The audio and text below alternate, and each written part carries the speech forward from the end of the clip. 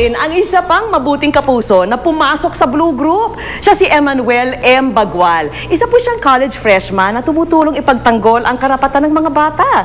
At makakapartner niya ang halos kaedad lang niya na sina Chris Bernal at Rocco Nasino. Okay. Ano naman kaya ang nangyari nang sorpresahin ni na Chris at Rocco si M at bigyan ng 100,000 pesos? 100,000! Ay, sigurado matutuwa yan, no? Para sa iyo, gagalingan talaga namin. Galingan namin. Knock on the door. Hi! Hello! Kumusta kayo? Hello, ako po si Rocco. Chris! Hi! Sir M, kayo ang napili namin as one of our beneficiaries for the Artista Challenge. Swerte mo. Dahil dyan, meron kang... T-shirts muna. Ayan, may t-shirts kayo para sa iyo at sa mga officers mo. Ayan, At hindi lang yan. Hindi lang Siyempre, meron kayong 100,000 pesos! Yay! Yan. Sa'yo na yan. Thank you po. Nung sinabot namin yung t-shirts pala, masaya na sila eh. Tapos nung binigay namin yung 100,000, sobrang nakita namin yung kulang na. Akala ko iyak sila Ginhawa, grabe, parang Akala ko iyak sila. ang daming pupuntahan nung 100K talaga. At syempre, hindi pwedeng palampasin ni na Rocco at Chris na di makilala ang mga batang tinutulungan ni na Emma. Hello! O, kamusta naman kayo? Masaya ba kayo na tinutulungan kayo ni Kuya M nyo? Kung anong tinuturo sa inyo, huwag nyo kakalimutan yun, ha? Lagi kayo magdadasal. Yes!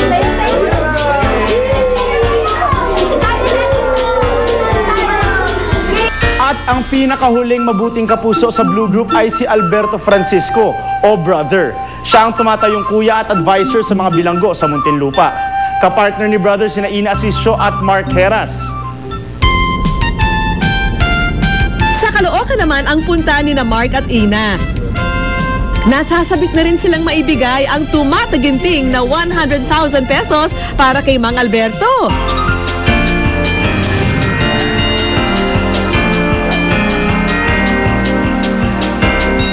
Ang di alam ni na Mang Alberto, nasa labas lang ng kanilang bahay ang dalawa. Ciao po! Alberto! Alberto, papasok na po ako! Yes, tuloy po! Kaya ba sila nagkakagulo? Sir, magandang nakahali po. Napili po namin kayong partner. Sorry sa challenge na ito. At kasama po kayo ngayon sa amin. Ito po ang t-shirt ninyo.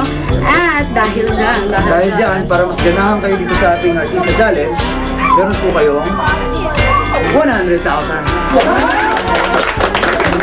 At mukhang hindi pa rin makapaniwala si Mang Alberto sa premyong natanggap. Kaya nga. Totoo po yan. wala naman po kailangan ngayon. Para po sa inyo yan.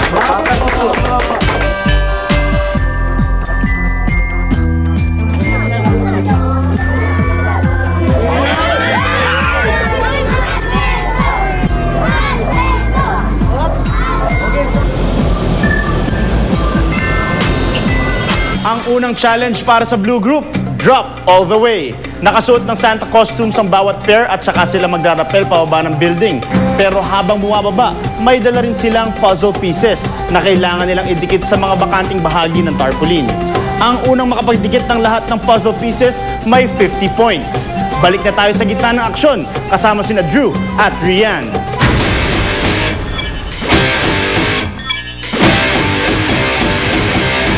Alright, so nandito tayo sa GMA Building para sa ating first challenge for the Blue Group, ang tinatawag nating Drop All the Way.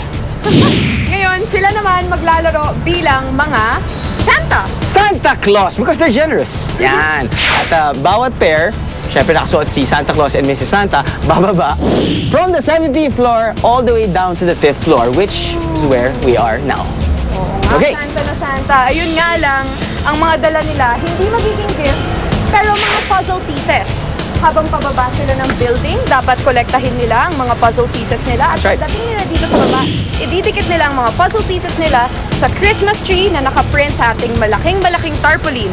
Pagkatapos nun, tatakbot sila dun sa kabilang dulo ng tarpaulin, tatayo sila sa star, at pagtapak nila doon lang titigil ang time natin. Kung sino ang pinakamabilis sa team, makakuha ng 50 points. Now, kung sino makakakuha ng 50 points dito sa challenge ito. Challenge number 1, makakakuha ng 4 scholarships worth 400,000 pesos each.